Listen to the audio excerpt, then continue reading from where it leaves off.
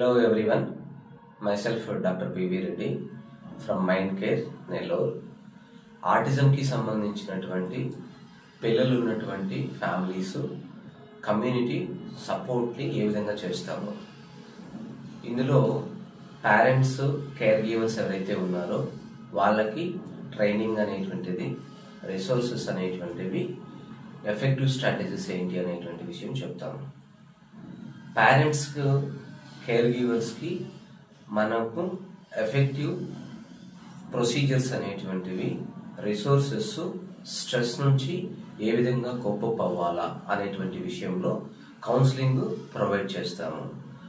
ఇటువంటి పిల్లలు ఉన్నటువంటి తల్లిదండ్రులు కమ్యూనిటీ నుంచి, సమాజం నుంచి తిరస్కార ధోరణి అనేటువంటిది, వ్యతిరేకత అనేటువంటిది ఎదుర్కోవాల్సి వస్తుంది. అటువంటి వారి పట్ల మనము ప్రేమని ఎలా చూపాలా అనేటువంటిది.